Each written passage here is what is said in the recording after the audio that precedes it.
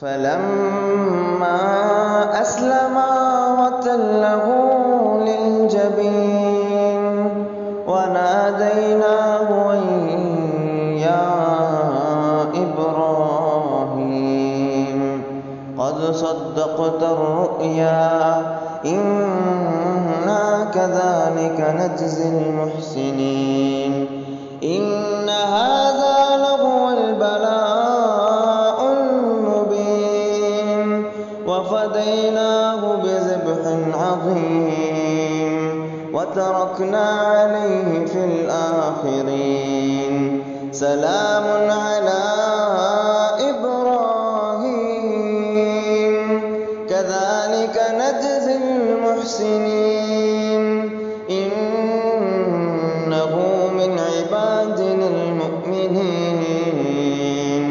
وبشرناه بإسحاق نبيا من الصالحين وباركنا عليه وعلى إسحاق ومن ذريتهما محسن وظالم لنفسه مبين.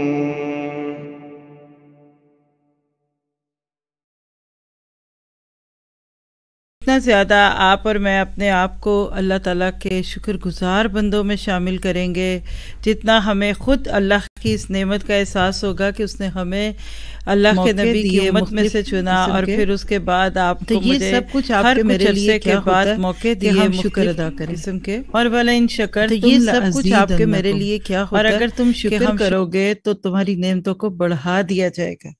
لگتا ہے کہ آپ نے اپنے علم کی نعمت کا شکر کیا تو اللہ نے ویک ڈیز کے ساتھ آپ کو ویکنڈ پہ بھی بلا لیا، اور جو لوگ آج ساتھ نہیں ہیں وہ یقیناً گھر سے سن رہے ہوں گے، کیونکہ یہ ایک ایسا شوق ہے جو لگ جائے تو انسان سے کبھی ہٹتا نہیں۔ یہی ساری باتیں زوم والوں کے لیے بھی ہے۔ مجھے پتہ ہے ویک ڈیز اور ویکنڈ کا اسکیجول فرق ہوتا ہے، لیکن ابراہیم علیہ السلام سے ہم نے یہی سیکھا ہے کہ رات ہو کے دن، صبح ہو کے شام، بندہ مومن اپنے کام کے ساتھ جڑا رہتا ہے۔ آج ہم اسی چیز کو کنٹینیو کریں گے۔ ہم نے سیرت ابراہیمی پڑھ لی ماشاءاللہ، آپ کے بہت سارے کریکٹرز بھی دیکھ لیے۔ آج کل ہم کر رہے ہیں سیرت ابراہیمی کے تقاضے۔ پڑھنے کے بعد اب ہمیں کیا کرنا ہے، اور یہ ٹاپک چلے گا، اور مجھے لگتا ہے کہ یہ اسلام اے ٹو زی والا ٹاپک ہے کہ جس میں آپ کو مجھے اپنے بارے میں مزید جاننے اور سوچنے کا موقع ملتا ہے۔ ہم اللہ تعالیٰ پر ایمان لانے سے متعلقات دیکھ چکے، آج ہم انشاءاللہ ابراہیم علیہ السلام کی سیرت کا دوسرا تقاضا، اور وہ کیا ہے کہ رسولوں کے ساتھ ہمارا کیا تعلق ہو، یعنی آمنت باللہ کے بعد آمنت برسولہ پہ بات ہوگی، اور پھر آگے ہم بڑھتے جائیں گے۔ آئیے شعور کے ساتھ شروع کرتے ہیں، اس دعا کے ساتھ کہ اللہ تعالیٰ یہ سب کچھ ہمارے حق میں حجت بنے، نہ کہ ہمارے خلاف حجت بنے، کیونکہ ثم لتسألن یومئذ عن النعیم، پھر تم سے اس دن نعمتوں کے بارے میں سوال ہوگا۔ چلیے شروع کرتے ہیں۔ نعمتوں میں سے ایک بہت بڑی نعمت ایمان، نعمت اسلام، نعمت قرآن۔ نحمدہ ونصلی علی رسولہ الکریم، اما بعد فاعوذ باللہ من الشیطان الرجیم، رب اشرح لی صدری ویسر لی امری واحلل عقدۃ من لسانی یفقہوا قولی، رب یسر ولا تعسر وتمم بالخیر۔ سیرت ابراہیمی اور اس کے تقاضے، ہم اس میں سے حضرت ابراہیم علیہ السلام کا ایمان باللہ دیکھ چکے مختلف آیات کی روشنی میں، اور مجھے یقین ہے کہ آپ میں سے جس نے فوکسڈ ہو کے اس سے پچھلا سیشن سے پچھلا تو ہم نے مبلغ پہ کیا، کیونکہ یہ ہو نہیں سکتا کہ ایک بندے کو اللہ کی پہچان ہو جائے، اس کی معرفت ہو جائے، اور پھر وہ دوسروں کو اس کی طرف نہ بلائے۔ تو مجھے ایسے لگا کہ آمنت باللہ کا تقاضا کیا ہے کہ انی کیا کرتا ہوں میں، ادعوکم الی اللہ، میں تمہیں اللہ کی طرف بلاتا ہوں۔ جیسے بہت ہی پیاری مزے کی ٹیسٹی چیز کھاتے ہوئے پھر انسان کھا نہیں سکتا جب تک اپنے پیاروں کو یاد نہ رکھے۔ اور ہم نے یہ بھی دیکھا کہ ابراہیم چونکہ مواحد تھے، توحید پہ تھے، اللہ کو ایک ماننے والوں میں سے تھے، تو اس لیے پھر ان کو کسی کی پرواہ بھی نہ رہی۔ اور جن چیزوں پہ ابراہیم علیہ السلام کی عزت ہوئی، جن چیزوں کی وجہ سے ان کا اتنا تذکرہ قرآن پاک میں ہے، اگر آپ اور میں بھی اسی پہ رہیں گے تو انشاءاللہ یہ ہو نہیں سکتا کہ اللہ تعالیٰ ہمیں اپنے اور دوسروں کے نفع کا ذریعہ نہ بنائے، اور ساتھ ہی ساتھ پھر ہمیں خود بھی دل کا سکون اور خوشی نہ عطا کرے۔ تو کیا پتہ چلتا ہے کہ ابراہیم علیہ السلام چونکہ خود اللہ سے جڑے ہوئے تھے تو ان کو زندگی کا ہر فیصلہ کرنا بہت آسان لگا۔ ہم اپنی ایمان کے پھل کھاتے ہیں، موسم آئے تو آپ آم کھاتے ہیں، موسم آئے تو آپ کہہ لیجئے کہ سیب بھی کھاتے ہیں اور دوسرے پھل بھی کھاتے ہیں نا۔ ایمان کا ایک پھل ہوتا ہے اور یہ عمل صالح ہے۔ جیسے بجلی کے ہونے اور نہ ہونے کا فرق کسی چیز کے بلب کے اور پنکھے کے چلنے سے یا نہ چلنے سے پتہ چلتا ہے، اس طرح آپ کی میری زندگی میں اللہ کے نام پر دوڑ دھوپ کرنا اور اس کے تقاضوں کو پورا کرنا، جس میں نماز، روزہ اور حج، قربانیاں، یہ سارے تقاضے ہی تو ہیں نا۔ ان سب کے پیچھے بھی جو چیز چھپی ہوتی ہے وہ یہی ہوتی ہے کہ ہم اپنے رب کو کتنا پہچان گئے۔ اور خوشبو ہو اور یہ بکھرے نا، یہ ہو نہیں سکتا۔ کسی کے بھی دل میں جب اللہ کی محبت کی خوشبو ہوتی ہے نا تو وہ پھر اپنے ارد گرد والوں کو معطر کرتا ہے۔ ابراہیم علیہ السلام اندھیروں میں ایک روشنی تھے، ایک چراغ تھے، خشک سالی جہاں ہو وہاں بارش کا پہلا قطرہ تھے۔ ابراہیم علیہ السلام وہاں بارش کا پہلا قطرہ تھے۔ ابراہیم علیہ السلام ایک بہت گندے تعفن والے بدبودار ماحول میں کھلا ہوا ایک پھول تھے، اور مومن ایسا ہی ہوتا ہے۔ آج آپ اور میں دنیا میں جو انداز دیکھتے ہیں مختلف قسم کا جینے کا، تو ہم اس پہ پریشان بھی ہو جاتے ہیں اور اس کے اوپر کچھ اور باتیں بھی کہتے ہیں۔ تو یہ سارے سیشنز آپ پورا سال لگا کر بھی سنتے رہیں گے انشاءاللہ۔ تو اگلے سال سے پہلے قربانی کرتے ہوئے آپ کو مجھے جس چیز کا یقین ہو چکا ہوگا وہ یہ ہے کہ یہاں کوئی شارٹ کٹ نہیں ہے۔ ہم عموماً شارٹ کٹس کے ذریعے سے جنت لینا چاہتے ہیں۔ ایک شارٹ کٹ ہے صرف جنت کا، اور وہ جہنم کے اوپر سے گزرتا ہے، اور وہ کوئی چاہتا نہیں ہے۔ آپ اور میں کبھی نہیں چاہتے کہ ہم جہنم کے اوپر سے گزر کر یا کچھ دن جہنم میں رکھ کر پھر جنت میں بھیجے جائیں۔ تو بہتر ہے کہ دنیا میں ان چیزوں کے اوپر محنت کی جائے۔ تو توحید کے مسائل کے بعد اب ہم دیکھیں گے، وہاں تو ہم نے دیکھ لیا تھا نا کہ وما قدر اللہ حق قدرہ، لوگوں نے اللہ کی وہ قدر نہ کی جو کہ اس کی قدر کا حق تھا۔ لیکن اگر ہم دیکھیں تو ہم نے رسولوں کی بھی زیادہ قدر نہیں کی۔ آج کے سیشن سے آپ کو اس چیز کا کافی حد تک اندازہ ہوگا۔ تو ابراہیم علیہ السلام اللہ کے قدردان تھے، ساتھ ہی ساتھ رسولوں پر ایمان لانے والوں میں شامل تھے۔ جد الانبیاء ہیں، یعنی انبیاء کرام کے باپ کہہ لیجئے۔ نبی صلی اللہ علیہ وسلم تک کی نبوت آپ کی دعاؤں کا پیش خیمہ ہے۔ یہ جملہ ضرور لکھیے گا۔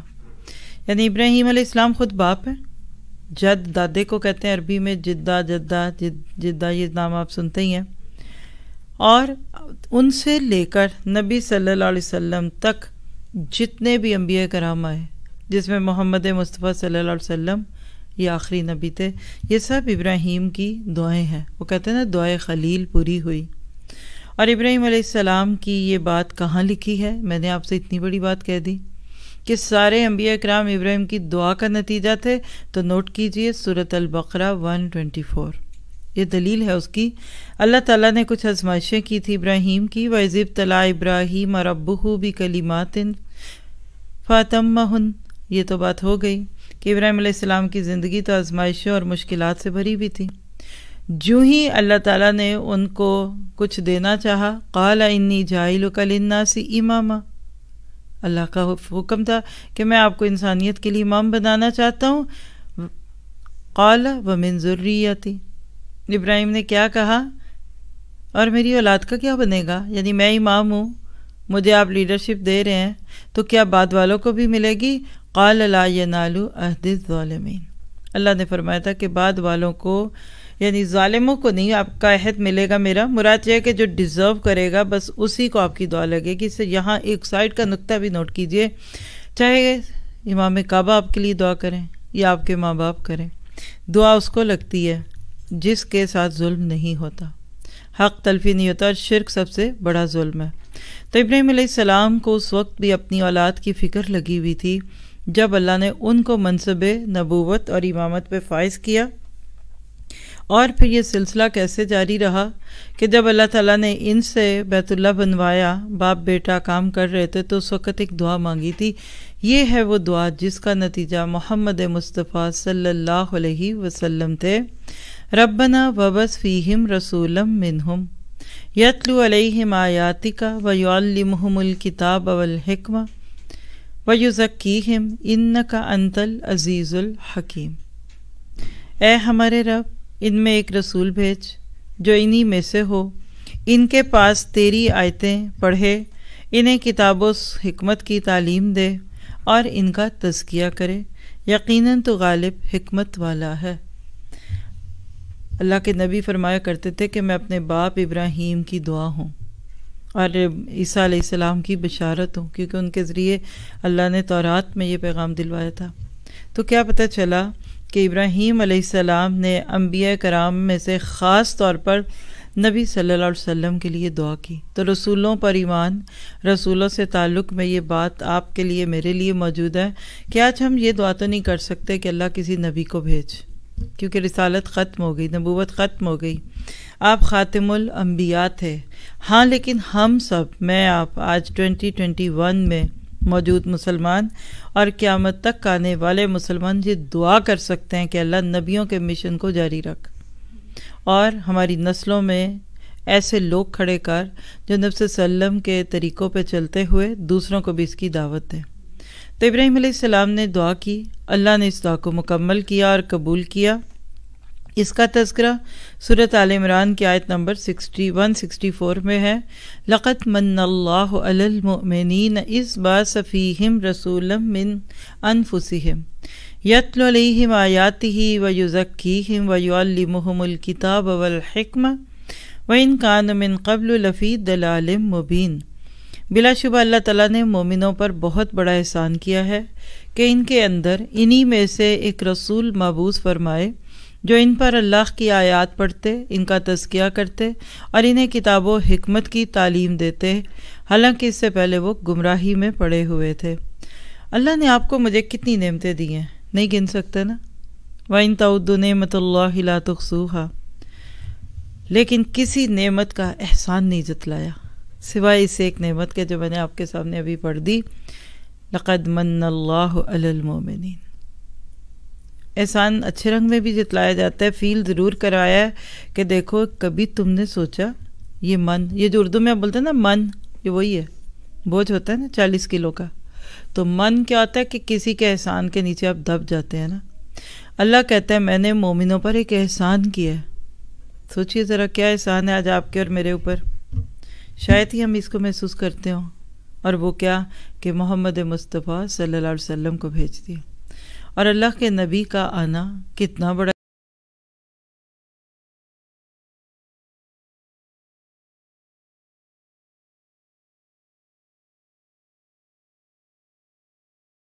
احسان ہے.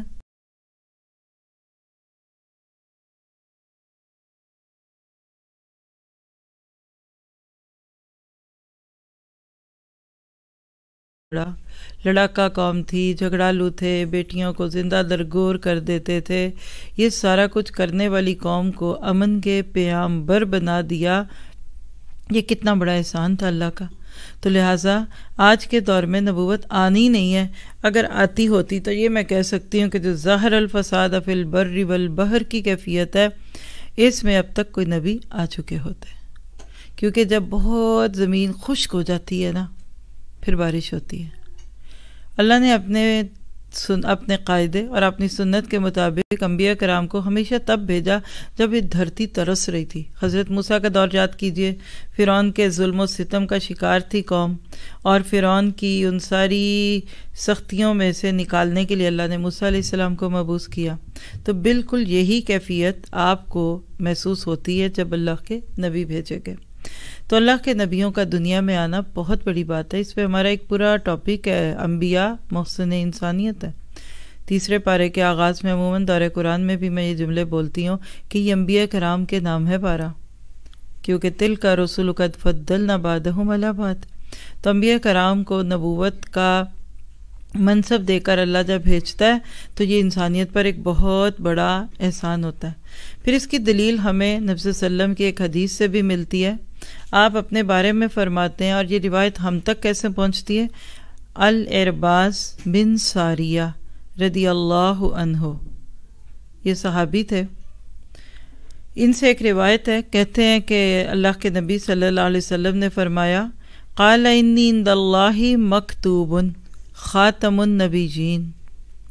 فرمایا کہ لوگوں، عرباض بن ساریہ، روایت پوری ہی سنا دیتی ہوں۔ آپ نے فرمایا، اللہ تعالیٰ نے فرمایا، رسول اللہ نے فرمایا، آدم علیہ السلام ابھی اپنی مٹی میں ہی تھے، یعنی ابھی تخلیق کے مراحل پورے نہیں ہوئے تھے کہ مجھے اللہ کے ہاں آخری نبی لکھ دیا گیا تھا، اور میں آپ کو اپنے معاملے کی خبر بتاتا ہوں کہ میں ابراہیم علیہ السلام کی دعا ہوں اور عیسیٰ علیہ السلام کی بشارت ہوں، اور اپنی ماں کا وہ خواب ہوں جو انہوں نے میرے ایام ولادت کے دوران دیکھا، اور ان میں سے ایک روشنی نکلی جس سے شام کے محلات روشن ہو گئے۔ جی یہ صحیح روایت ہے، کافی لوگوں نے اس کو مختلف حصوں میں سنا ہوتا ہے، لیکن یہ مسند احمد کی روایت پارٹ نمبر 4 کے اندر آپ کو ملے گی 128 پہ، اور مستدرک حاکم کی جلد 2 میں بھی ہے، اور اس کی اسناد صحیح ہیں، یعنی صحیح روایات ہیں۔ یہ وہ چیزیں ہیں کہ جس کو آپ اور میں اپنی زندگی میں محسوس کریں تو ہمارے لیے یہ بہت بڑا ایک اللہ تعالیٰ کے نبی کے طور پہ ایک بہت بڑا احسان ہے کہ جو اللہ تعالیٰ نے انسانیت پہ کیا، اور امت کو اللہ تعالیٰ نے خوبصورت طریقے سے یہ چیزیں دی۔ تو کبھی آپ نے بھی اس احسان کو محسوس کیا؟ کبھی اکیلے میں بیٹھ کے سوچئے، اگر اللہ کے نبی نہ ہوتے تو یہ ہمیں سب کیسے پتہ چلتا؟ ہمیں تو یہ تک نہ پتہ ہوتا کہ مرنے والوں کے ساتھ ہوتا کہ آگے جا کے جان کیسے نکلتی، جنت جہنم تو دور کی بات ہے۔ ہمیں تو یہ تک نہ پتہ ہوتا کہ صبر کا پھل میٹھا کیسے ہو جاتا ہے، اور ہمیں یہ بھی نہ پتہ چلتا کہ الا ان نصر اللہ قریب۔ جو کچھ سیرت اور نبی صلی اللہ علیہ وسلم کے اقوال اور افعال سے ہمیں اللہ کے بارے میں پتہ چل گیا، یہ کچھ بھی نہ پتہ ہوتا۔ پھر اسی طرح دیکھیے کہ انبیاء علیہ السلام کی موت کے بارے میں بھی ہمیں حضرت ابراہیم کی سیرت سے کچھ ملتا ہے۔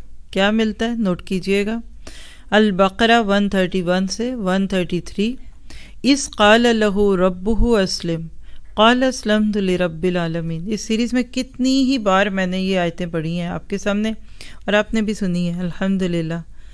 آپ ذرا اس صدقہ جاریہ کو محسوس کیجئے، جس وقت ابراہیم کے ساتھ یہ سب کچھ ہو رہا تھا اس وقت ان کو پتہ تھا کہ رہتی دنیا تک کے لوگ یہ باتیں پڑھتے اور سنتے رہیں گے۔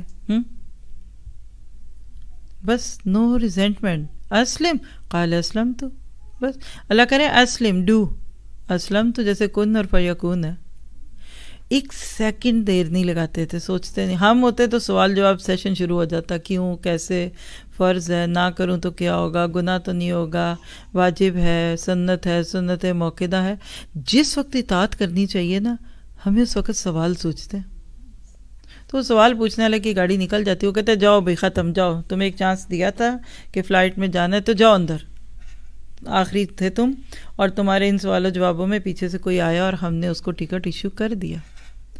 ہمارے سوال جواب سیشن کے اندر ہی جنت کی فلائٹ مس نہ ہو جائے، یا جنت تو خیر شاید ہمیں لگتا ہے ہمارا برتھ رائٹ ہے، تو کہیں پھر وہ سابقون الاولون اور جنت فردوس سے گرا کر نیچے نہ ڈال دیے جائیں۔ اپنی سیکنڈ نیچر بنا لے، تب فطرت ثانیہ بنا لے کہ جہاں کوئی عمل کا نقطہ آ گیا، میں نے یس نو پیچھے نہیں آنا۔ اب دیکھیے اللہ خود تو نہیں آ کے کہے گا نا، انبیاء کرام کے دور میں نبی کہتے تھے، صحابہ کرام کو اللہ کے نبی کہتے تھے نکلو، وہ نکل پڑتے تھے، رک جاؤ، پڑاؤ ڈالنا ڈال دو، گھر کا سامان کیا ہے لے آؤ، آ جاتے تھے نا، بس۔ اب آج کون کہے گا؟ اب نہ تو اللہ تعالیٰ سب نے آ کے کہتا ہے یہ اس کی سنت ہی نہیں ہے، اور اس کے برعکس دوسری طرف دیکھیے تو انبیاء بھی نہیں، آج رسول بھی نہیں ہے۔ پھر آپ کو مجھے کیسے یہ اسلمت لرب العالمین کا موقع ملے، یہ کہنے کا اور یہ کرنے کا علم لے کر؟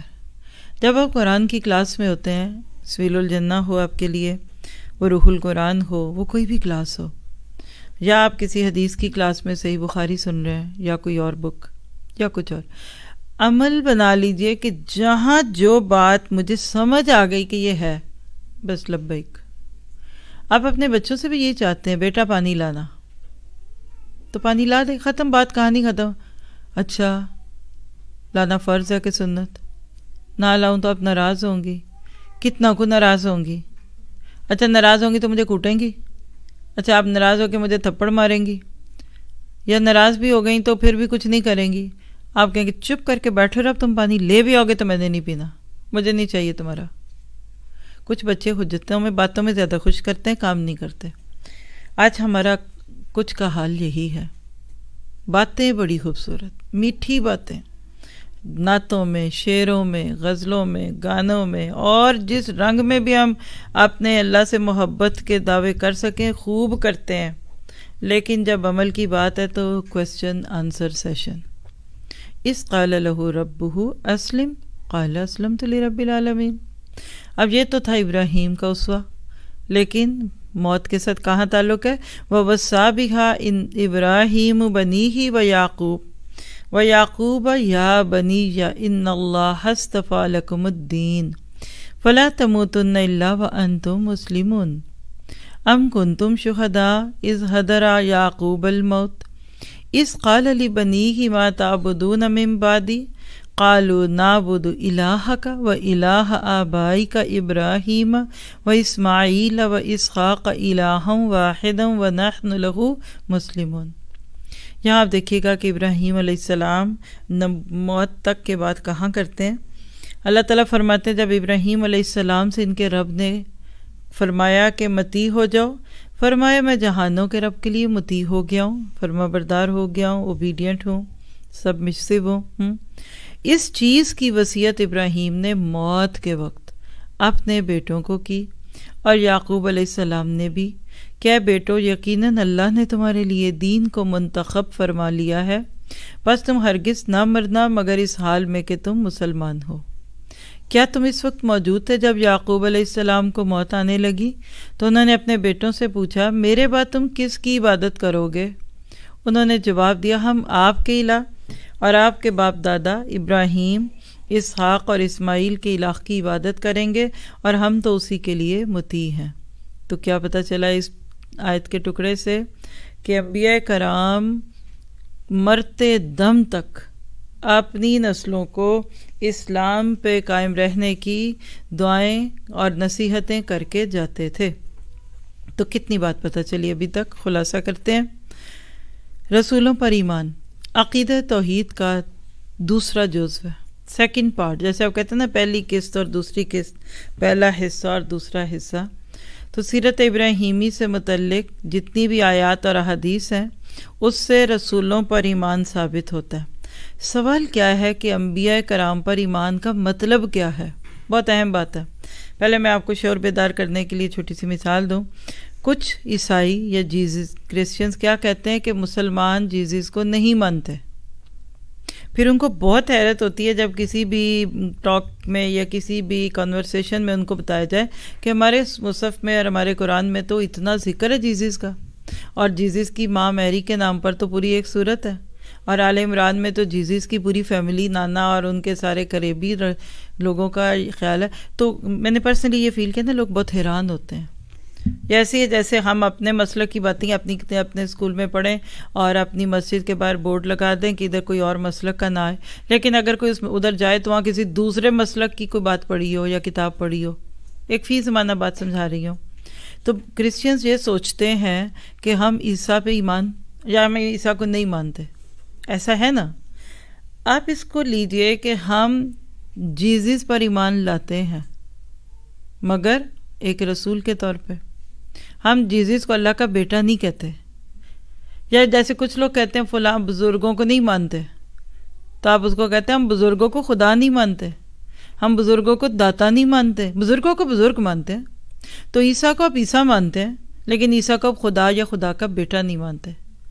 تو ہمیں یہ پتہ ہونا چاہیے کہ رسولوں پر ایمان سے مراد کیا ہے۔ تو لکھیے چند پوائنٹس، کیونکہ میں تو آپ کو اس سیریز میں پورا A to Z اسلام دینا چاہتی ہوں، کیونکہ شاید رمضان کے دورہ قرآن کی طرح یہ سیرت ابراہیمی کا کورس آپ کے میرے لیے ریوائیول آف فیتھ ہو، کیونکہ جب عقیدے میں خرابی ہے تو عمل صالح کا کوئی فائدہ نہیں ہونا. نکاح ہی نہیں ہوا تو بیٹا ہو کہ بیٹی ہو دونوں اللیگل ہی ہیں. آج ہمارے بہت سارے عمل اللیگل ہیں، ناجائز عمل ہے. ہماری معذرت کے ساتھ نفلی باتیں ناجائز ہیں، ہماری دھوم دھڑکے والی نیکیاں ناجائز ہیں، ہماری رنگ و بو کی خوبصورت محفلیں جو اس دین کے نام پہ ہم ربیع الاول میں پھیلاتے یا ہم لوگوں کو دیگیں پکا کر لنگر کھلاتے وہ ناجائز ہیں، کیونکہ اس سے پیچھے نکاح نہیں ہے. نکاح کے بغیر وہی بچہ ناجائز ہو جاتا ہے جو نکاح کے بعد جائز ہوتا ہے نا. اب یہ سبق بھی ہمیں اپنی نسلوں کو پڑھانا پڑے گا. ہم جب اپنی ایج کو دیکھیں پیچھے تو یہ لفظ بھی نہیں ہم بول پاتے تھے. اخباروں میں خبروں میں کبھی پڑھتے تھے فلاں ناجائز بچہ پیدا ہوا، تو یہ وہ خبر ایسے لگتا تھا یہ ٹوٹا ہے، اس کو جلدی سے گم کر دو کہ پڑھ نہ لے. اتنا برا لگتا تھا کسی کی عزت پہ حملہ کرنا. آج آپ اپنے 5 سے 6 سال کے بچے سے بات کیجئے، مجھے یہاں کا تو نہیں پتا لیکن کچھ ملکوں میں 3-4 سال کے بچے کو پورا بچے کی برتھ کا طریقہ دکھاتے ہیں، اس کو پورا A to Z اپنے بچوں کے آپ کے یہاں کے حساب سے ڈے کیئر کہہ لیں یا جو بھی ہے بڑھنے آگے وہاں پورا A to Z ریلیشن دکھاتے ہیں. بھئی آپ کو کیا مصیبت ہے، ان کو کیا پتہ لگے بچوں سے، یہ تو خود بچے ہیں ابھی. نہیں کوئی اگر ان کے ساتھ کوئی معاملہ کرے تو ان کو پتہ ہونا چاہیے. بچے کو لڈو دکھا دو یا چاکلیٹ دکھا دو اور پھر کپڑا ڈال دو تو چخے مارے گا نا وہ. آج جس دور میں آپ اور میں جا رہے ہیں یہ بہت ہی خطرے کا دور ہے. پہلے بھی ایسی تھا، اب زیادہ بڑھ گیا، انٹینسٹی بڑھ گئی ہے، بس فرق اور کوئی نہیں ہے. تو ہمیں پتہ ہونا چاہیے کہ رسولوں پر ایمان سے کیا مراد ہے. تو ایک بڑا ہائی لائٹر کے ساتھ یا بڑے مارکر کے ساتھ لکھ لیجئے کہ رسولوں پر ایمان کیا ہے، کہ انبیاء اور رسول انسان ہوتے تھے، بشر ہوتے تھے، لیکن انسانوں میں بہترین انسان، افضل ترین انسان ہوتے تھے. کسی نے اگر نورم من نور اللہ کا نام سنا ہے تو یہ شرک ہے اور ایمان بے رسول میں غلوب ہے. اسی طرح دوسری چیز رسولوں پر ایمان میں لکھ لیجئے کہ ان کو مختار کل نہیں سمجھ سکتے آپ. پھر تو اللہ کے نبی یا باقی انبیاء کرام ہی کافی تھے، پھر اللہ تعالیٰ سے تو کوئی ہمیں تعلق ہی نہیں تھا. مختار کل ہوتے آندے جاؤ تے لنگ دے جاؤ اور وہ ہر ایک کو جنت کی کھڑکی کھلواتے جائیں. تو پھر مختار کل ہوتے اگر اللہ کے نبی کچھ لوگوں کے بقول تو آپ کو تکلیفیں کیوں آتی؟ آپ کا بچہ کیا آپ کی گود سے چلا جاتا؟ 2 بیٹے چلے گئے، بیٹیاں چلی گئیں، آپ کی پیاری خدیجہ چلی گئیں، آپ کے چچا چلے گئے بغیر اسلام کے. مختار کل ہوتے تو کیا آپ ابو طالب کو بغیر کلمہ پڑھنے کے مرنے دیتے؟ مختار کل ہوتے تو بی بی عائشہ کے اوپر 1 مہینہ تک تہمت لگی اور مدینہ کی فضا میں سوگواری تھی. اور گھر پہ سب سے اثر ہے، میاں بیوی ایک رات لڑائی کی گزار لیں، وہ رات جو ہے 24 گھنٹے نہیں 24 نہیں آپ کہہ لیں کہ 100 گھنٹے کی لگے گی آپ کو، جس میں میاں ناراض ہو اور بیوی روٹھی ہو یا بیوی روٹھی ہو تو میاں ناراض ہو. اگر عائشہ صدیقہ پہ تہمت کے وقت اللہ کے نبی مختار کل ہوتے تو اتنا ریزنٹمنٹ میں، اتنا معاشرے میں فتور پھیل گیا. باہر باتیں ہو رہی ہیں، لوگ سکینڈل بنا رہے ہیں اور کوئی چھوٹی بات بھی نہیں ہے. سب سے بڑی بات جو کسی عورت کے بارے میں کوئی کہہ سکتا ہے تو مختار کل تھے، تو پھر کیوں نہیں سکینڈل روکا؟ اور نیچے پہاڑ آپ کے کہہ لیجئے کہ اونٹ کے نیچے حضرت عائشہ کا ہار پڑا ہوا ہے اور لوگ سارے ادھر ادھر ڈھونڈ رہے ہیں. تو لکھیے کہ انبیاء کرام کو غیب نہیں پتہ ہوتا تھا جب تک یا جتنا اللہ نہ بتائے، کیونکہ اللہ ولا یظہر علی احد، اللہ کسی پہ نہیں ظاہر کرتا جب تک وہ نہ چاہے. اگلی بات لکھیے کہ انبیاء کی موت اور حیات بھی اللہ کے ہاتھ میں ہوتی تھی، اور انبیاء علیہ السلام اس سلسلے میں بالکل بے بس تھے. کسی طور پر بھی انہیں موت سے دستبرداری نہیں، اور نہ ہی مرنے کے بعد اب ان کو اب حاضر اور ناظر کہہ سکتے ہیں. اللہ کے نبی جب مکہ میں تھے تو مدینہ میں نہیں تھے، اور جب مدینہ میں آ گئے تو کبھی کسی نے نہیں کہا کہ میں نے آپ کو کل مکہ کی گلیوں میں بھی دیکھا. اور اگر یہ نظریہ ٹھیک سمجھا جائے جو چند لوگوں کی نہ سمجھی ہے بس، تو پھر ہجرت کی ضرورت ہی کوئی نہیں تھی. پھر وہ غار ثور والی راتیں کدھر گئیں؟ دشمن ڈھونڈ رہا ہے، نیچے پاؤں کرتے اپنے قدموں کے نیچے دشمن دیکھتے تو آپ کو اللہ کے نبی اور ابو بکر کا سر دکھ جاتا. غار نیچی تھی، لوگ اوپر تھے. اور پھر اگر آپ حاضر اور ناظر ہوتے، اور لوگ کہتے ہیں نہیں اپنی زندگی میں تو صرف ایک ہی جگہ ہوتے تھے، ایک مکہ میں تھے تو مدینہ میں نہیں تھے، آپ جب جاتے تھے مدینہ سے کسی جنگ کے سلسلے میں تو اپنے پیچھے اپنا قائم مقام چھوڑ کر جاتے تھے، قائم مقام چھوڑ کر جاتے تھے نا. تو اگر یہ ساری باتیں ایسے نہ ہوتی جیسے لوگ یعنی ہیں، تو آپ بتائیے کہ ان تکلفات کی ضرورت ہی کیا تھی؟ معراج پہ جب گئے تھے کیا ضرورت تھی اتنا جا کر؟ لوگوں کو حیرت کی کیا بات تھی کہ آپ کے ہوتے آپ جہاں مرضی جائیں، جیسے چھلاوے کی طرح بندہ اچھلتا جاتا ہے، تو حاضر ناظر نہیں تھے. اور لوگ کہیں کہ اب ہو گئے ہیں، تو یہ ایک لمبا کھاتا ہے. لیکن یاد رکھیے کہ حاضر اور ناظر ہر جگہ تو آپ ایک خاص ٹیکس کے ساتھ اللہ کے لیے بھی نہیں کہہ سکتے. اسی سے پھر حلول کا عقیدہ، یہ عقیدہ پڑھنے کی چیز ہے، سال ہر سال لگ جائیں گے آپ کا عقیدے کی گتھیاں نہیں پوری ہوں گی. تو بس اتنی بات ابھی سمجھ لیجئے کہ اللہ کے نبی انسانوں میں اعلیٰ ترین انسان تھے. پھر اس کے بعد اگلی بات لکھیے کہ انبیاء کرام میں پر ایمان کے سلسلے میں یہ لازمی شرط ہے کہ ان کو عبادت کے لائق نہیں ٹھہرایا جائے گا. یعنی ہم محمد کے لیے قیام نہیں کرتے صلی اللہ علیہ وسلم، رکوع اور سجدہ تو اس کے بعد کی چیزیں ہیں. صحابہ کرام نے ایک موقع پہ اللہ کے نبی کے آنے پہ کھڑا ہونے کی کوشش کی. ہیں آپ کیوں کھڑے ہوئے؟ کہا وہ ہم حبشہ میں گئے تھے نا، تو جب بادشاہ آتا ہے نا تو لوگ کھڑے ہوتے تھے، تو ہم تو اس بادشاہ سے بہت زیادہ آپ کی عزت کرتے ہیں، تو ہم کیوں نہ کھڑے ہوں. اور اسی طرح رکوع اور سجدے کی بات ہوئی تو آپ نے کیا کہا تھا؟ یاد ہوگی آپ کو حدیث کہ اگر کسی کو سجدے کا حکم ہوتا تو شوہر کو سجدہ کرتی بیوی، لیکن وہ بھی نہیں ہے. تو پھر عبادت، اور عبادت میں ایک چیز کیا ہے؟ دعا مانگنا. لکھ لیجئے، نبی دعا کر سکتے ہیں آپ کے لیے، اور کی. انبیاء کرام میں سے ہر ایک نے دعائیں کی، خاص طور پہ پیارے نبی نے تو امت کے لیے بڑی دعائیں کی، لیکن دعائیں قبول نہیں کر سکتے نبی. ہاتھ میں سٹیمپ نہیں پکڑی ہوئی کہ آپ کہیں دعا کریے تو اللہ کے نبی کہ ہاں، نبی جب کسی کے لیے دعا کرے اللہ اس کو قبول کرتا. نبی کیا کہتے تھے کہ تم سجدے کرو کثرت سے، سجدوں سے، تو میری دعاؤں کی قبولیت میں مدد کرو. ٹھیک ہے؟ تو نبیوں کے پاس نہ تو عبادت کا حق ہے، اور ہر عبادت اللہ کے پاس ہے. پھر اسی طرح یاد رکھیے کہ نبی جو تھے وہ خود بھی اللہ کے عبد تھے. سبحان الذی اسری بعبدہ لیلا من المسجد الحرام الی المسجد الاقصی، سورہ بنی اسرائیل کی پہلی آیت. اور پھر اگلی سورۃ کہف، الحمد للہ الذی نزل کیا ہے سورۃ کہف کا شروع؟ علی عبدہ الکتاب. نبی صلی اللہ علیہ وسلم کو عبد کہہ کر کتاب کی بات کر دی گئی. پھر اگلی بات انبیاء کرام کے بارے میں نوٹ کیجئے گا کہ نبی ساری زندگی اپنے دنیا سے جانے تک اللہ کے مسلم رہے، اور پھر انہوں نے اللہ کے دین کی تبلیغ کی. مستقل سنت، کل ہماری ایک اور کلاس ہوتی ہے ایڈوانس درجے کی، اس میں بھی ہم نے ایک سنت پڑھی ہے، مستقل سنت. انفرادی سنتوں میں، individual person to person, one on one سنتوں میں ایک سنت جو نبی صلی اللہ علیہ وسلم نے زندگی بھر نہیں چھوڑی. جس دن سے آپ کو حکم دیا گیا کہ اقرأ بسم ربک سے لے کے آخری دن، وہ تھی تبلیغ. بلغ عنی لو آیا. تو تبلیغ کرنا انبیاء کرام کا مشن ہوتا تھا. پھر اگلی بات ہے کہ انبیاء کرام اپنی اولادوں کے لیے بھی اسی مشن کو چوز کر کے گئے. آپ دیکھیے کہ ابھی تذکرہ ہوا نا کہ انبیاء کرام غیب نہیں جانتے تھے، اور اس کا ایک واقعہ ابراہیم کی زندگی سے لیجئے. سورۃ ہود 69، فما لبث ان جاء بعجل حنیذ.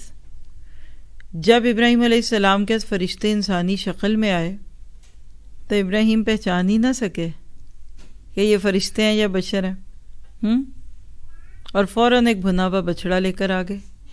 لیکن جب دیکھا کہ انہوں نے نہیں کھایا تو پریشان ہو گئے، دل میں خوف آیا، کیونکہ اس دور میں وہی نہیں تھا کھانا کھاتا کسی کے گھر جا کے جو ناراض ہوتا یا کسی بری خبر کے ساتھ آتا.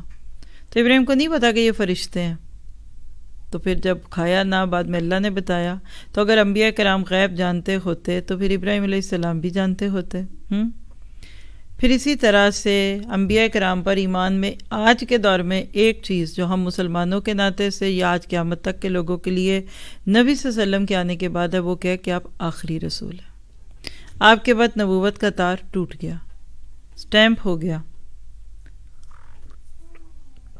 بلکہ آپ کہہ لیجئے کہ سیل ہو گیا۔ ایک تو سٹیمپ ہوتی ہے نا، ایک سیل ہوتی ہے۔ اگر آج کوئی نبوت کا دعویٰ کرے تو کیا ہم اس کو مانیں گے یا اسے دلیل لیں گے؟ جو کوئی دعویٰ کرے اور آپ اس سے یہ کہہ دینا کہ دلیل لاؤ، تو آپ بھی کفر پہ ہیں۔ سمجھ رہے ہیں؟ یعنی کوئی کسی کے دعوے پہ کہ لاؤ دلیل دکھاؤ بھئی تم کیسے نبی ہو، تو یہ کہنے والا بھی کفر پہ چلا گیا، کیونکہ ہمیں تو ضرورت ہی نہیں دلیل کی، ہم آ ہی نہیں سکتا تو مانیں کیسے؟ یہ بات ہے۔ دونوں کا ایمان خارج ہوگا، جو دعویٰ کرے یا اس کو مانے۔ پھر اسی طرح نبیوں پر، رسولوں پر ایمان کا ایک اور تقاضا لکھے جو بہت بڑی بات ہے، جس کی اس وقت امت کو بہت ضرورت ہے، کہ رسول کے کسی قول، فعل، فرمان کے مقابلے میں کسی کے قول کو ترجیح نہیں دے سکتے۔ مثال دے دیتی ہوں کہ آج صحیح حدیث دکھائی جاتی ہے جس کے جھٹلانے میں کوئی گنجائش نہیں، پھر بھی کچھ لوگ کہتے نہیں یہ حدیث تو ہوگی لیکن ہمارے امام صاحب کا قول یہ ہے، ہمارے مولوی صاحب یہ کہتے ہیں، ہمارے مفتی، ہمارے شیخ صاحب یہ کہتے ہیں۔ اجازت نہیں ہے اس کی۔ جب نبی کے مقابلے پہ نبی کی بات نہیں چلتی۔ دیکھیے حضرت موسیٰ پہ تورات اتری، تورات کس کا کلام تھا؟ اللہ کا۔ اترا کس پہ؟ موسیٰ پہ۔ حضرت عمر فاروق وہ ایک صفحہ پکڑ کر کہیں سے لے آئے، واقعہ یاد آ جائے گا آپ کو، اور وہ شوق سے پڑھ رہے ہیں، اللہ کے نبی دیکھے تورات میں کتنی اچھی باتیں لکھی ہیں، یہ دیکھے یہ بھی تو اچھا ہے نا یہ، اور اللہ کے نبی کے چہرے کا رنگ بدل رہا ہے۔ اور بالآخر کہانی کہاں پہ پوری ہوئی کہ عمر، وہ موسیٰ جن پر یہ کتاب اتری، اگر آج وہ خود بھی چلا ہے اور تم میری دعوت چھوڑ کر ان کے پیچھے لگو گے تو معاملہ گڑبڑ ہے۔ بات سمجھ گئے؟ اب یہاں بڑے غور سے سنیے گا، یہ باتیں کبھی آپ نے سنی یا کہیں کسی نے ہوں گی، کہ جب نبی کے آنے کے بعد، نبی صلی اللہ علیہ وسلم کے آنے کے بعد موسیٰ جو کہ نبی تھے ان کی بات نہیں چل سکتی، تو نبی کے آنے کے بعد کسی عام امتی کی بات ان کے اوپر حجت کیسے ہو سکتی ہے؟ سارے فرقے ہی ختم ہو جائیں اگر ہم اس اصول کو مان لیں کہ جہاں صحیح حدیث آ جائے۔ ائمہ کرام میں سے چاروں ائمہ معروف جو تھے، امام احمد بن حنبل رحمہ اللہ، امام ابو حنیفہ رحمہ اللہ، امام شافعی رحمہ اللہ، امام مالک رحمہ اللہ، چاروں کے اقوال موجود ہیں کہ ہم نے جو بات کی یا میں نے جو کہا، میں نے اپنی وسعت کے مطابق صحیح حدیث سے لے کر کیا۔ کل آنے والے دور میں اور علم کھلے، کچھ اور خزانے کھلتے ہیں، تو اگر کوئی ایسی حدیث مل جائے جو میرے اس قول کے مخالف ہو تو میرے قول کو دیوار پہ مار دینا اور میرے حدیث کو لے لینا۔ تو ائمہ کرام تو خود حدیث کو ماننے والے تھے، لیکن آج ہم حدیثوں کا انکار کرتے ہیں بڑی بڑی، صرف امتیوں کا نام لے کر۔ اور یاد رکھیے کہ اللہ کے نبی صلی اللہ علیہ وسلم کے بارے میں جو بات ہے قرآن میں سورۃ نساء 115، وَمَن يُشَاقِقِ الرَّسُولَ مِن بَعْدِ مَا تَبَيَّنَ لَهُ الْهُدَى وَيَتَّبِعْ غَيْرَ سَبِيلِ الْمُؤْمِنِينَ نُوَلِّهِ مَا تَوَلَّى وَنُصْلِهِ جَهَنَّمَ وَسَاءَتْ مَصِيرًا۔ اور جو شخص اپنے سامنے ہدایت کو واضح پانے کے باوجود رسول اللہ صلی اللہ علیہ وسلم کی مخالفت کر کے مومنین کی راہ سے ہٹ کر کوئی اور راہ اختیار کرے تو ہم اس کو جہاں جاتا ہے جانے دیں گے اور اس کو جہنم میں پھینک دیں گے۔ یہ بہت برا ٹھکانہ ہے۔ اللہ اکبر کبیر۔ اس سے سخت آیت نہیں ہو سکتی ان لوگوں کے لیے جو اللہ کے رسول کی کسی بات کو جھٹلا کر معاشرے کی، خاندان کی یا کسی دین کے نام پر دوسری بات کو قبول کر لیں۔ تو کیا پتہ چلا؟ حضرت ابراہیم علیہ السلام رسولوں پر ایمان لاتے تھے۔ یہ بڑا مشکل ہوتا ہے خود بھی رسولوں اور دوسرے رسولوں پر ایمان لے آنا۔ ایک دیندار دوسرے دیندار کی بات نہیں سننا پسند کرتا۔ دنیا آپ سے فائدہ اٹھائے گی، دوسرے کہیں گے آپ کب رستے سے ہٹیں گے، جان چھوڑیں۔ عمومیت کی بات ہے، عام خاص لوگوں کی بات نہیں کر رہی، لیکن وہ جو چار لوگ ہوتے ہیں نا، چار لفظ آتے ہیں تو بندہ کسی دوسرے کی بات ہی نہیں شیئر کرتا آگے کہ کئی لوگ میری چھوڑ کے اس کی نہ سننے لگ جائیں۔ انبیاء کرام ایسے نہیں تھے، وہ ایک سلسلے کی کڑی تھے۔ یعنی اس پہ اس موضوع کو کمپائل کر کے آگے چلتی ہوں۔ ٹرین ہوتی ہے نا، ایک انجن ہے، پھر بوگی ہیں، آپ لگائیے 100 بوگیاں ہوں، بوگی سمجھ گئے نا، ایک چھوٹا، اس کا کیا بولتے ہیں اس کو، کیبن، ایک کیبن دوسرا کیبن، بیچ میں آپ دیکھتے ہیں میگنیٹ ہوتا ہے، وہ قریب آتی ہے تو جڑ جاتا ہے، اور اس طرح الگ ہو تو پیچھے ہو جاتی ہے۔ انبیاء کرام ایک ہی ٹرین کی مختلف بوگیاں تھے، انجن سے قریب ترین کہہ لیجئے، سب سے قریب، اور ایک سب سے آخر میں۔ نبی صلی اللہ علیہ وسلم ترتیب کے اعتبار سے سب سے آخر میں تھے، آخری بوگی تھے، اور پہلی ظاہر ہے کہ آدم ہوں گے، یا شریعت کے اعتبار سے کہیں تو حضرت نوح ہوں گے۔ لیکن اگر عمل کے ساتھ دیکھیے تو وہی جیسے انجن کبھی ادھر لگا لیتے ہیں کبھی ادھر لگا لیتے ہیں، آپ نے دیکھا ہوگا۔ اگر آپ لوگ پیرس سے یہاں سے نکلیں اور سمجھیے کدھر جاتے ہیں ٹرین میں، لنڈن جائیں گے مثال ہے، تو وہی ٹرین مڑتی تھوڑی ہے، بس 2 انجن رکھے ہوتے ہیں۔ آپ اکثر ٹرین سٹیشنز پہ دیکھیں گے ایکسٹرا انجن پڑے ہوتے ہیں، ادھر جانا ہو تو ادھر آخری بوگی کے ساتھ وہی انجن لگ جاتا ہے، اور ادھر جانا ہو تو پہلی کے ساتھ لگ جاتا ہے۔ اب اس وقت نبی صلی اللہ علیہ وسلم سب سے آگے ہیں اور باقی سب بوگیاں ان کے انڈر ہیں۔ تو اللہ سے یہ دعا کرتے ہیں کہ اللہ ہمیں سمجھ دے۔ اس بات کو سننے کے دوران کوئی بات ذہن میں آئی، کوئی سوال تو آپ پوچھ سکتے ہیں، نہیں تو پھر ہم آگے جائیں گے۔ سمجھ کیا آیا آپ کو اس ساری بات میں سے؟ جی آپ ام اسامہ۔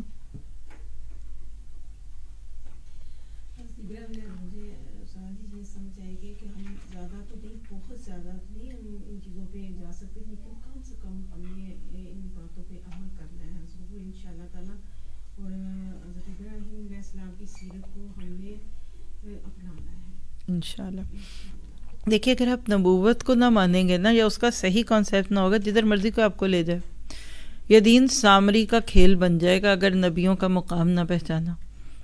تو جتنا ایمان باللہ لازمی ہے نا، اتنا ایمان بالرسول ہے۔ ہمارے کلمے میں دونوں باتیں نا، اشہد ان لا الہ الا اللہ و اشہد ان محمد رسول اللہ۔ تو اللہ کے نبی کے بارے میں ہمیں بھی سمجھ آنی چاہیے۔ آگے چلتے ہیں، تیسرا پوائنٹ، آسمانی کتابوں پر ایمان۔ آپ دیکھیے کہ قرآن پاک میں جہاں بھی سیرت ابراہیمی کا تذکرہ موجود ہے، وہاں ان کے صحائف کا بھی تذکرہ ملتا ہے، یعنی ابراہیم علیہ السلام کو بھی اللہ نے کچھ کتابیں دی تھیں۔ ان کو کیا کہتے ہیں؟ پہلے تو مقامات نوٹ کر لیجئے۔ سورۃ الاعلیٰ آیت 19، صحف ابراہیم و موسیٰ، ابراہیم علیہ السلام اور عیسیٰ کی، موسیٰ اور ابراہیم علیہ السلام کے صحیفے۔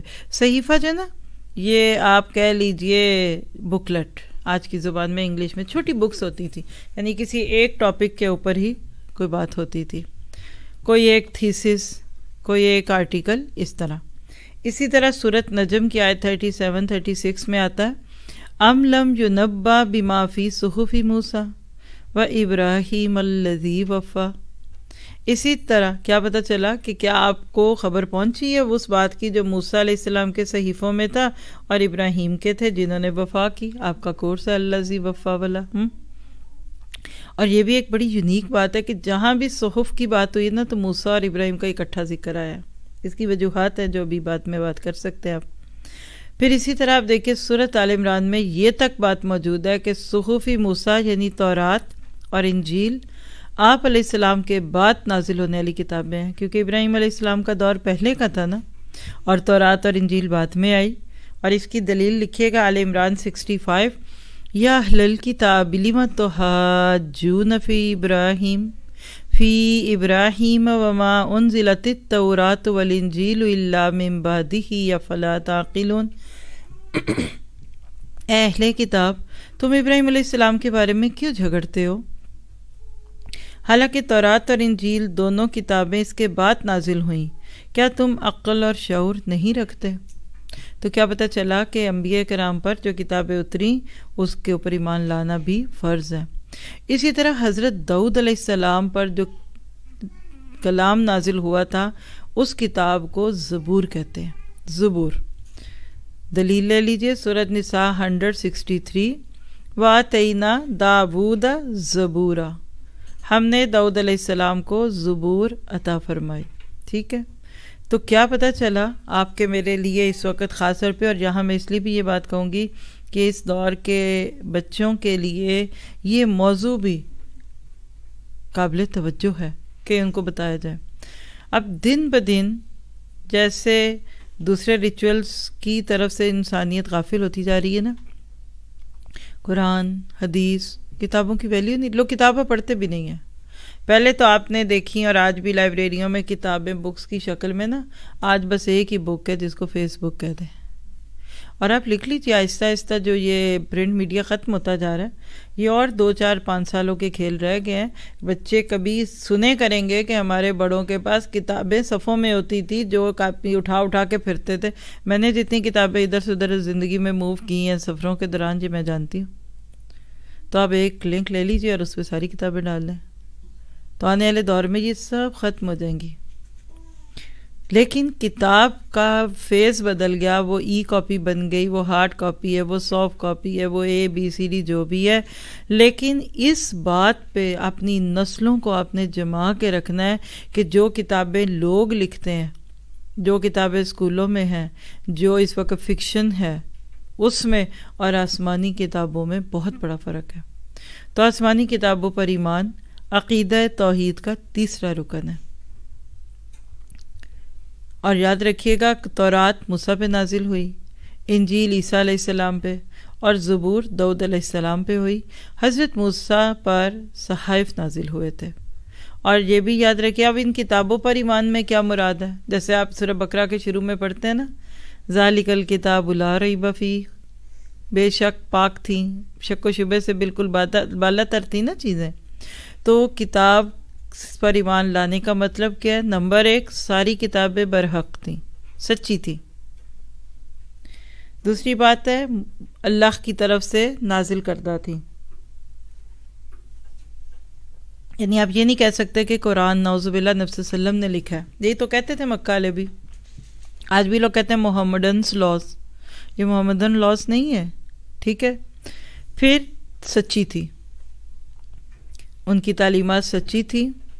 اور پھر اگلی بات لکھیے کتابوں پر ایمان میں شامل ہے کہ جن امتوں پر نازل ہوئیں ان کے لیے ان پر عمل کرنا لازم تھا۔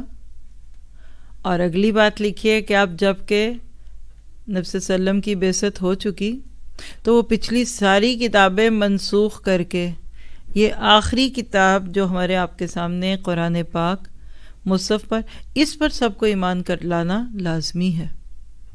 یعنی آج تورات انجیل زبور کا دور نہیں ہوگا۔ قرآن کیا ہے؟ مہیمنن، مرغی اپنے بچوں کو پروں کے نیچے لیتی ہے نا، قرآن نے سب صحیح مضامین اپنے اندر سما لیے ہیں، تورات اور انجیل اور زبور کے بھی۔ جس کو تورات کی آیتیں پڑھنی ہیں سورۃ مریم جا کر پڑھ لیجئے، سورۃ مائدہ میں بہت ساری ہیں۔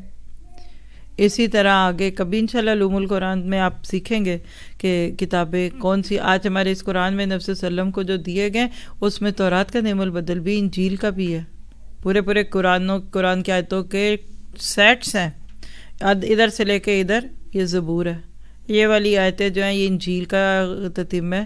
تو یہ ایڈوانس نالج میں آپ سیکھ سکتے ہیں بعد میں انشاءاللہ۔ اور حضرت ابراہیم علیہ السلام کی دعا کا تتمہ ہے قرآن۔ ابھی ہم نے دیکھا نا البقرہ 129، ربنا وبعث فیہم میں کیا کہا تھا، اس میں اللہ کے نبی نے یتلو علیہم آیاتک، وہ پڑھے گا تیری آیتیں اور ان کو کتاب اور حکمت کی تلاوت دے گا۔ تو کیا پتہ چلا کہ سیرت ابراہیمی علیہ السلام کی روح سے بھی تمام پچھلی کتابیں منسوخ ہو چکی ہیں۔ ہم ایمان لاتے ہیں ان پہ، ایمان مجمل ہے، لیکن عمل کے لیے یہ آخری کتاب جس کو قرآن پاک اور حکمت کہا جاتا ہے۔ اور اسی طرح حکمہ کا لفظ آتا ہے اس آیت میں تو نبی صلی اللہ علیہ وسلم کے اقوال، افعال اور تقریر، جس کو آج ہم حدیث رسول کہتے ہیں، ان پر ایمان لانا بھی لازمی ہے۔ قرآن پاک آخری کتاب ہے اور حدیث رسول اسی قرآن کی شرح ہے، بیان کرنے والی ہے، اور ایمان کا تقاضا ہے کہ قرآن کو حدیث کی روشنی میں پڑھا جائے، اور حدیث کی کوئی بات آ جائے تو اس کو قرآن کی روشنی میں سمجھی جائے۔ دونوں ایسے ہیں جیسے یہ آپ کی 2 آنکھیں ہیں، ایک آنکھ بند کروں نا پورا نہیں دکھے گا، گاڑی کا ایک ٹائر فلیٹ ہو اور 3 چل رہے ہوں گاڑی نہیں چلتی، پاؤں ایک طرف جوتا آپ ڈال لیں 36 نمبر کا اور دوسری طرف 39 کا ڈال لیں، آپ چل نہیں سکیں گے۔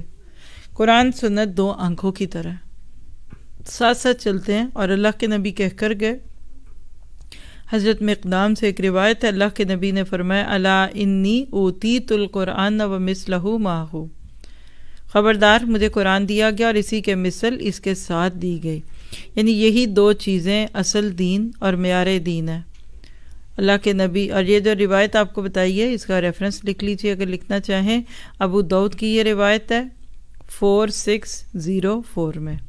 اسی طرح ایک اور حدیث جو کہ موطا کی حدیث ہے 899 اور مستدرک حاکم میں بھی، اس کا خلاصہ لے لیجئے۔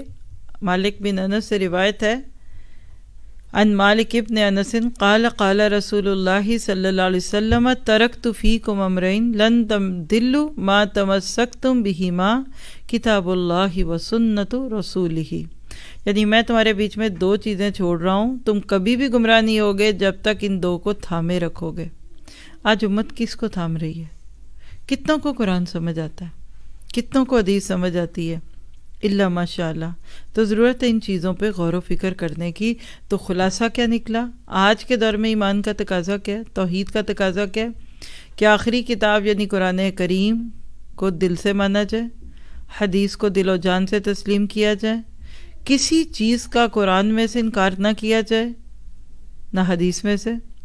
پھر اگلا بات یہ اس میں کہ نہ اضافہ کیا جائے نہ ترمیم کی جائے، یعنی قرآن کا کوئی ایڈیٹڈ ورژن نہیں آ سکتا۔ سورہ یونس پڑھ لیجئے جا کر، کتنے مطالبے تھے، ائتی بقرآن غیر ھذا، کہتے تھے اس کے علاوہ کوئی نیا قرآن لاؤ، یا پھر یہ نہیں لانا او بدل ہو، پھر اس میں کچھ چینجز کرو، اس میں سے سورہ توبہ نکال دو، اس میں سورہ حدید نکال دو، اس میں سے یہ پردے کی آیتیں نکال کے باہر رکھو، یہ نہ کہنا وہ نہ کہنا۔ یہ ہر دور میں رہا، آج بھی لوگ کہتے ہیں یہ مسئلہ نہ بیان کرے کوئی۔ تو لہٰذا آپ کا میرا فرض کیا ہے؟ ایز اٹ از، یہ اللہ کا قانون ہے۔ آپ اس پیرس میں رہتے ہیں، پیرس کا جو لا ہے پورا ہی ماننا پڑتا ہے۔ آپ یہ کہہ سکتے ہیں کہ میں یہ تو مانوں گی تو یہ نہیں مانوں گی، ٹھیک ہے، آپ کو کسی ان کے لا پہ اعتراض ہے، آپ سب کو ملا کر گورنمنٹ تک اپنی بات پہنچا سکتے ہیں، لیکن جو بات انہوں نے کہہ دی پھر اس کو ماننا پڑے گا، نہیں تو جائیے نہ مانیے، ٹھیک ہے۔ تو کیا پتہ چلا کہ مسلمان جہاں ہوتا ہے وہاں کے قانون کو اسلامائز کرنے کے لیے وہاں اس چیز کی اویئرنیس پیدا کرتا ہے، تبلیغ کے ذریعے سے بھی اور اپنے عمل کے ذریعے سے۔ اور قرآن میں اتنی سچائی ہے کہ کوئی بھی اس کو تھوڑی سی توجہ دے دینا تو ماننے کو تیار ہے۔ اور آپ یاد رکھیے کہ اللہ تعالیٰ نے ہر بات بتا دی ہے، اب ہمیں آپ کو ماننا ہے کہ نہیں ماننا۔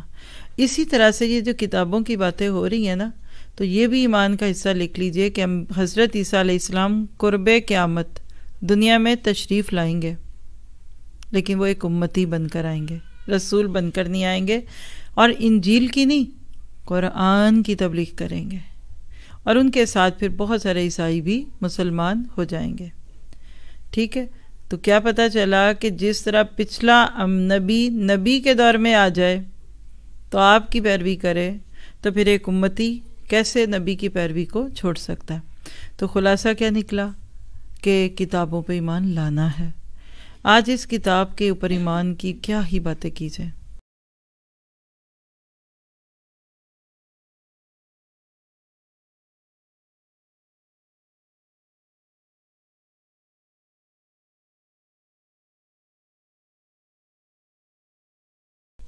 سچ بتائیے، دا مسنگ قرآن پڑھتے ہیں نماز میں کچھ نہ کچھ حصے کی صورت میں، اور وہ سمجھ نہیں آتا۔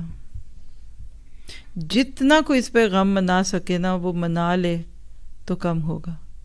ضرورت ہے اس بات کی کہ انسان اپنے ایمان کے ساتھ دیکھے۔ آپ کو اندازہ ہے کہ نہیں ہوگا، تبھی تو آگے بیٹھے ہیں ویسے، کہ یہ قرآن نعمت کتنی بڑی ہے۔ اگر یہ قرآن نہ ہوتا تو کیا بنتا؟ تو بہرحال آگے چلتے ہیں۔ چوتھا فیکٹر ہے فرشتوں پر ایمان۔ باقی انبیاء کی طرح ابراہیم علیہ السلام کی زندگی سے بھی آپ کو یہی چیز ملتی ہے کہ آپ فرشتوں پر ایمان لاتے تھے، اور آپ کے دور میں فرشتے بھیجے گئے۔ حوالہ لکھیے سورۃ ہود 69 سے 76، طویل قصہ ہے جو شروع کا حصہ بس دکھا دیتی ہوں۔ وَلَقَدْ جَاءَتْ رُسُلُنَا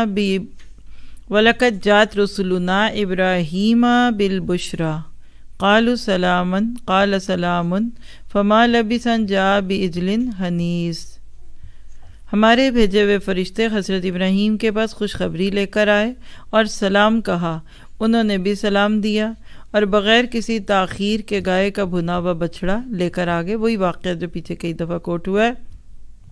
تو کیا پتہ چلا کہ اسلام کے عقیدہ توحید کا چوتھا رکن فرشتوں پر ایمان لانا ہے۔ سیرت ابراہیمی سے متعلق یہ آیات پڑھ کر پتہ کیا چلتا ہے کہ ابراہیم علیہ السلام کے دور میں بھی فرشتے آتے تھے۔ اور فرشتوں پر ایمان لانا کیوں ضروری ہے کہ آج وہ لوگ بہت ہی عجیب بات کہنے لگی ہوں، کہتے ہیں جو چیز دکھتی نہیں ہم اس کو نہیں مانیں گے۔ اینجلز کو نہ مانیں لیکن شیطان کو مانتے ہیں، شیطان کو لوگ مانتے ہیں لیکن فرشتوں کو نہیں مانتے۔ تو ذرا نوٹ کیجئے فرشتوں پر ایمان کا تقاضا کیا ہے، کیسے؟ نمبر 1، فرشتوں کو اللہ کی نوری مخلوق سمجھا جائے۔ نور، اللہ نے ان کو کہہ لیجئے کہ نور سے پیدا کیا تھا۔ دوسری بات یہ ہے کہ کھانے پینے، شادی بیاہ کے محتاج نہیں تھے۔ اگر فرشتوں کے یہاں بھی شادیاں ہوتی تو وہ کام کہاں سے کرتے؟ وہ تو ہر وقت شادی کی تیاریوں میں لگے رہتے ہماری طرح۔ اب ہونے والی ہے، اب ہو رہی ہے، اب ہو گئی ہے، 1 سال چلا جاتا ہے ایک شادی میں کم سے کم، اور پتہ نہیں اس کے بعد اگلی شروع ہو جائے گی۔ کچھ لوگوں کا جینا مرنا صرف شادی کرنا اور کرانا ہے، ان کو لگتا ہے کہ ہم شادیاں کرا کے بخشے جائیں گے۔ اللہ نے وہاں پوچھنا ہے کتنے نمبر کی شادی کی تھی، کیا دیا کیا لیا۔ فرشتے کھانے پینے سے بالکل مبرہ، شادی بیاہ کے محتاج نہیں ہیں، چاہے وہ انسانی لباس میں بھی آ جائیں۔ ابھی ہم نے دیکھا نا ابراہیم کے فرشتے آئے تھے لیکن ان کو کھانا کھانے کی اجازت نہیں تھی، یہ بڑی اہم بات ہے۔ پھر فرشتوں پر ایمان کے لحاظ میں یہ بھی یاد رکھے، جو انسان اس دنیا میں رہے بسے کھائے پیے وہ نوری نہیں ہو سکتا۔ تو کسی نبی کے بارے میں فرشتوں والی صفت نورانیت والی رکھنا یہ اس اصول سے بھی خلاف ہے جو اوپر بات کی ہے ابھی۔ یعنی اگر نبی فرشتے ہوتے جو انسان کے روپ میں آئے تو پھر کھاتے پیتے نہ۔ اور صرف فرقان میں بہت بات ہے رسالت پہ، جس کو زیادہ پڑھنا ہو وہ اس کے ترجمے پہ غور کرے۔ پھر اسی طرح سے اگلی بات ہے کہ فرشتے بھی اختیارات میں اللہ کے حکم کے پابند اور تابع ہیں، اور اگلی بات ہے کہ فرشتے اس کی نافرمانی نہیں کرتے۔ آپ دیکھیے ابراہیم علیہ السلام نے اصرار کیا تھا ان کو کہ کھانا کھاؤ کھانا کھاؤ، تو کیا کہا انہوں نے؟ یا ابراہیم آردن ھذا، ان سے ایوائڈ کیجئے، بس آپ کے رب کا حکم آ گیا ہے جو آئے گا نہیں، پلٹے گا نہیں۔ سورہ ہود کی آیت 76 ہے۔ تو کیا پتہ چلا کہ فرشتوں کو کوئی مجبور بھی کر دے، بنا ہوا بچڑا پڑا ہے، سجی پڑی ہے سامنے، باربی کیو ہے، آپ کی گرل ہے، اس کی خوشبو ہی بندے کو پاگل کر دے، لیکن وہ نہیں کھاتے، تو ہم کتنی جلدی اپنا ایمان بیچ لیتے ہیں، پیچھے ہو جاتے ہیں نا۔ تو کیا پتہ چلا کہ فرشتے جو ہیں وہ کھاتے پیتے نہیں ہیں۔ تو آج پھر ہمارے کلچر میں کیا ہے؟ فرشتوں کو سے متعلق بات ہے، فلاں تو جی فرشتہ ہے، انسانوں میں کوئی نیک دکھے گا اس کو فرشتہ کہنے لگ جاتے ہیں، تو ایسا نہیں ہے، آپ نہیں کہہ سکتے۔ اگلی چیز پہ چلتے ہیں، آخرت پر ایمان۔ عقیدہ توحید کا 5واں رکن ہے یہ، جیسے ایک میز ہے نا اس کی 5 ٹانگیں ہوں۔ مطلب یہ ہے، لکھیے، ایمان بالآخرہ سے مراد کیا ہے؟ نمبر 1، ہم سب نے مرنا ہے اور مرنے کے بعد پھر قیامت کے روز زندہ ہونا ہے، اللہ کے ہاں اپنے اعمال کا حساب کتاب دینا ہے، اور جنت اور جہنم برحق ہے۔ اہل توحید بالآخر جنت میں ضرور جائیں گے۔ بالآخر کا لفظ بڑا سٹرونگ ہے، بعد میں پوچھ لیجئے گا تو بتا دوں گی کیسے۔ پھر مشرک ہمیشہ کے لیے جہنم میں رہیں گے۔ ابراہیم علیہ السلام کی سیرت سے یہ بات ملتی ہے کہ آپ علیہ السلام اس دن کا صرف عقیدہ ہی نہیں رکھتے تھے بلکہ آخرت کی فکر میں ہمیشہ مشغول رہتے تھے۔ حوالہ لیجئے سورہ صاد آیت 45 سے 46، وَاذْكُرْ عِبَادَنَا إِبْرَاهِيمَ وَإِسْحَاقَ وَيَعْقُوبَ أُولِي الْأَيْدِي وَالْأَبْصَارِ إِنَّا أَخْلَصْنَاهُمْ بِخَالِصَةٍ ذِكْرَى الدَّارِ۔ ہمارے بندوں ابراہیم، اسحاق، یعقوب علیہ السلام کا تذکرہ کیجیے جو ہاتھوں اور آنکھوں والے تھے۔ مراد ہے کہ دین کی مدد میں بڑے قوی تھے، دینی کاموں میں تھکتے نہیں تھے اور علمی بصیرت میں ممتاز تھے۔ ہم نے انہیں ایک خاص بات یعنی آخرت کی یاد کے ساتھ مخصوص کر دیا تھا۔ فکر آخرت تھی، علم آخرت نہیں تھا خالی۔ جملے یاد کر لیجیے اگر آپ نے دورہ قرآن سنا۔ ہم اپنے علم آخرت کو فکر آخرت سمجھنے لگتے ہیں، حالانکہ دونوں میں زمین آسمان کا فرق ہے۔ کوئی آپ کو آواز دیتا ہے واش ٹوائلٹ میں ابلتا ہوا پانی آ رہا ہے، یہ علم ہے، ایک دم گھبراہٹ تو ہوگی آپ کو، لیکن اگر آپ خود بے دہانی میں ٹیب کھول کر نیچے سر کر دیں اور ابلتا ہوا پانی سر میں پڑے، یہ بالکل مختلف تجربہ ہوگا۔ یہ فکر آخرت ہے۔ اگر ہمیں واقعی ریئلی ان فیکٹ آخرت کی فکر ہوتی تو یہ دنیا اس موجودہ دنیا سے بہت مختلف ہوتی۔ کبھی کبھار کوئی جھوٹ بولتا اور اس کے بعد اپنی زبان پکڑ لیتا، ہائے میں مر گیا، ہائے اب میری زبان کے ساتھ پتہ نہیں کل کیا ہونا ہے۔ کبھی کبھار بندے سے کوئی گناہ ہوتا اور اس کے بعد وہ بے ہوشی ہو جاتا، ہائے میں مر گیا، کرنا کیا۔ بلیو می، ہمیں اپنی آخرت کے بارے میں ابھی پورا فکر نہیں ہے۔ دیکھیے کرونا میں جو کر دیا، کرا دیا مجبوریوں میں، اب دوبارہ ہم کھل گئے۔ تب سب نے چہرے ڈھانک لیے، اب کیوں نہیں ڈھانکتے؟ اور پہلے تو حکومت منع کرتی تھی، اب آپ کو مجھے کون منع کرتا ہے؟ کتنا بڑا لاجک دلیل دے دی اللہ نے دنیا کو چہرہ چھپانے کی، اور وہاں عورتوں نے نہیں مردوں نے بھی چھپائے تھے۔ تو کرونا کا خوف زیادہ ہے، رب کرونا کا کم ہے۔ آپ محسوس کیجئے نا، شیک ہینڈ نہیں کرنا، سارے کسینوز بند، نائٹ کلب بند، اب پھر کھل جائیں گے۔ کیا سیکھا ہم نے؟ کیا مانا ہم نے کسی کو آج تک استاد مانا ہے؟ جب ہم کرونا کو اپنا استاد مانے، کیونکہ یہ جو مصیبتیں اور آزمائشیں ہوتی ہیں نا، یہ آپ کے استاد ہوتے ہیں۔ شرط ایک ہے کہ آپ ان سے سبق سیکھ لیں۔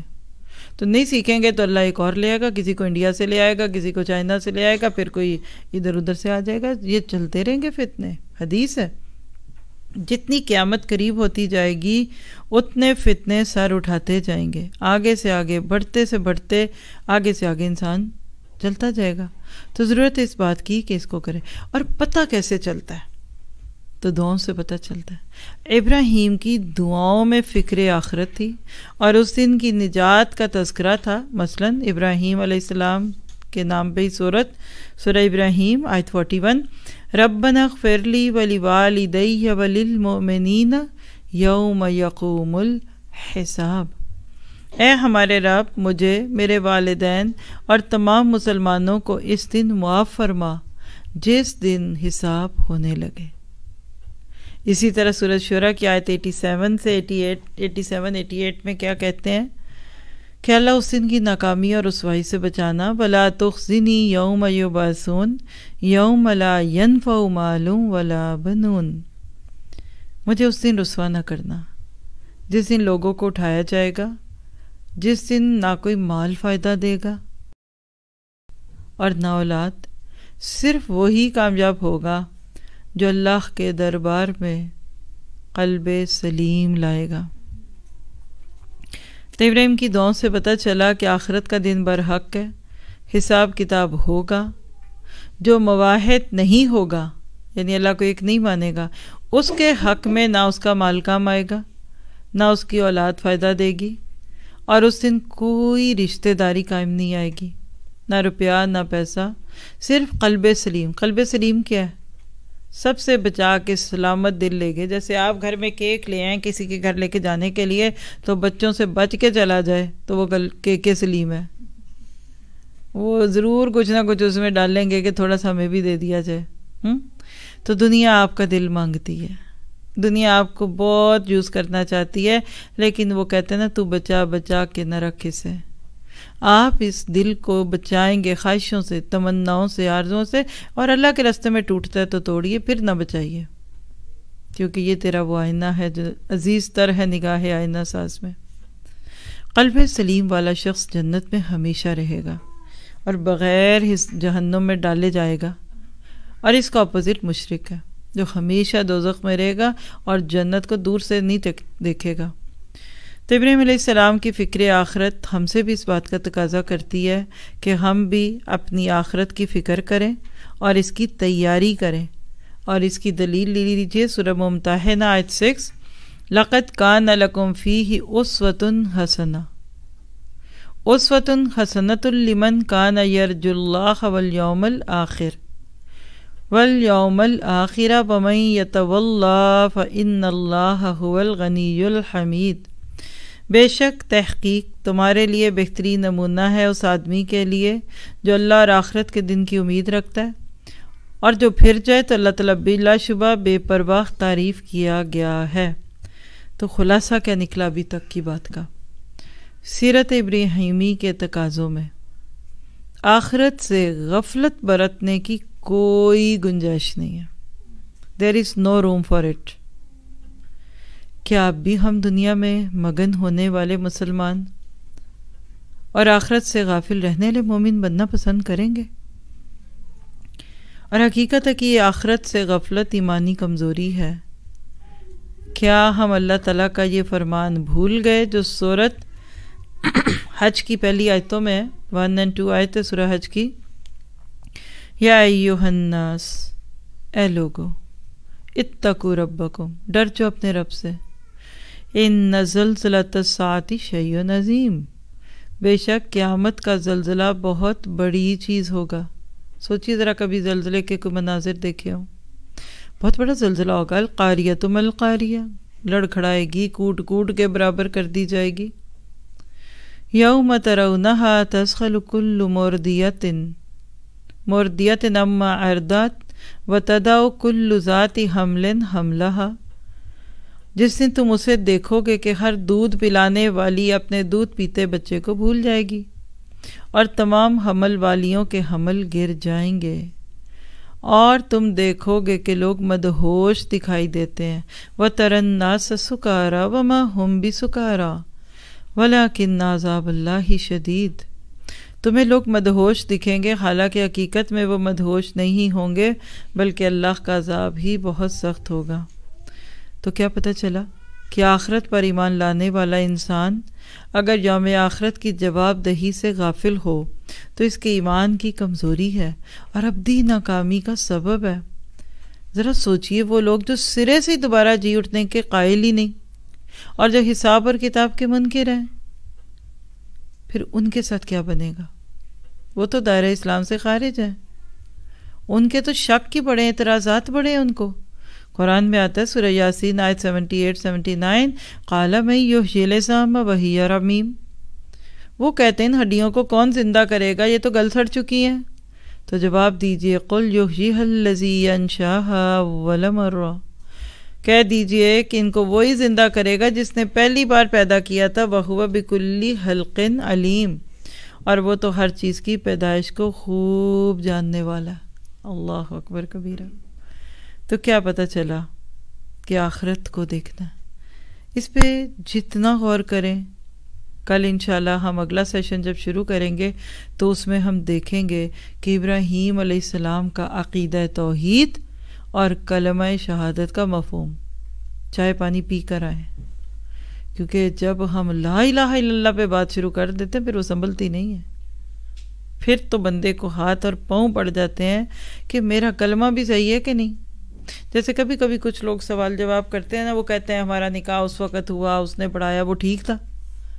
اچھا اگر فلاں موقع پہ نکاح پڑھا دیا جائے، ایسے ہو جائے، ٹھیک ہے، میں نے تو کلمہ ہی نہیں پڑھے، 3 دفعہ نہیں قبول کرایا تھا تو ہو گیا۔ تو یہ جو کلمہ پڑھنا ہے نا، یہ بہت بڑی بات ہے۔ اللہ سے دعا کیجئے کہ آپ کو مجھے عافیت میں رکھے۔ تو جزاکم اللہ خیر۔ اب میں چاہوں گی کہ آپ میں سے کچھ اپنی کوئی پرسنل شیئرنگ دینا چاہے تو بسم اللہ۔ جی آپ مدیحہ ہی ہے نا آپ؟ جی آپ لوگ ایسا کیجیے، مائک لے کے نا ادھر آگے سے وہاں تھوڑا سا ہمارے آن لائن ساتھی بھی لیں، اور زوم پہ جو سن رہے ہیں وہ ٹیکسٹ میں لکھیں گے، آپ لوگ ادھر سے شیئر کرتے جائیں باری باری۔